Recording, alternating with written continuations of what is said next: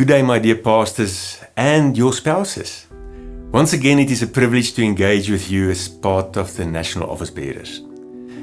When we as NOB discussed and prayed about 2025 and our NOB empowerment sessions, we felt that we would like to have a much more intentional time with our pastors and their spouses. I will present 3 topics, and I pray that it will help you in being more effective and focused in your ministry. My first topic is on time management. This is one of the hurdles that many of us are struggling with. We as pastors want to be always available to minister and pray with our people, but as many of us have found out, we are many a time just a crutch for someone. Many times people are too lazy to solve their own issues and expect us to be available day and night. This will lead to various problems for a pastor and his family. Therefore, I want to give you some pointers out of my own situation that I worked through. First one is set very clear boundaries between your personal life and ministry. I don't know why, but at one stage in my ministry it seems that all the crises in my assembly happened on a Saturday afternoon or a Saturday evening. While I was having a good time, my family, maybe having a braai or watching a good film. After this happened, I saw how these call-outs were most of the time wasting my time. I had to decide to not answer my phone or answer it, and after listening to the caller decide if this was an issue that could be resolved on Sunday or Monday. Suddenly this problem stopped and me and my family at peace most of Saturday afternoons. Another thing we need to do is to delegate. God has gracefully put people in the church that can assist us. I know that talents in a small assembly is sometimes scarce, but they are there. We as leaders need to develop them and trust them to make our lives a little bit easier. I know it is sometimes difficult for us to delegate because many of us believe that only we can do it best. But this attitude usually leads to burnout and stress.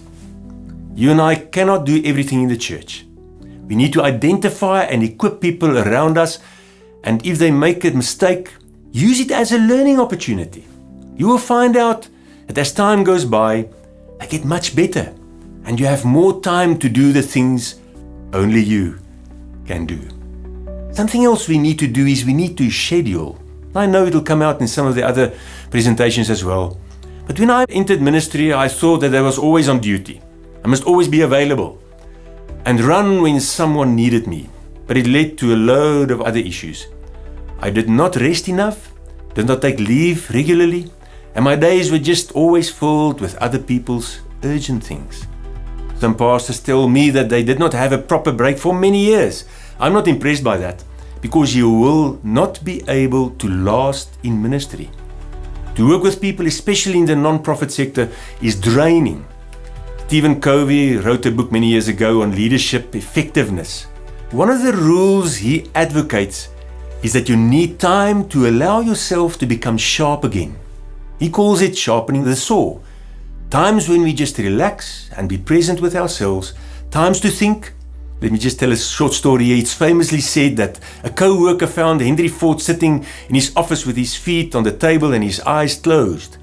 The co-worker asked him what he was doing, and he replied, "I'm thinking. Someone in this company must think." Maybe you and me should also spend some time just to think. Think about our church. Think about our family.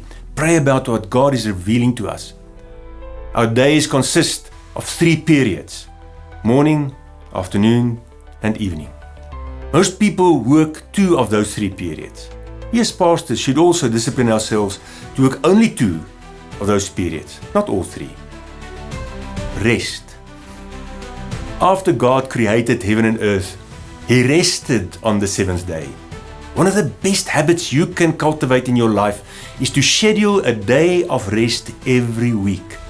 Inform the assembly which day it is and stick to it.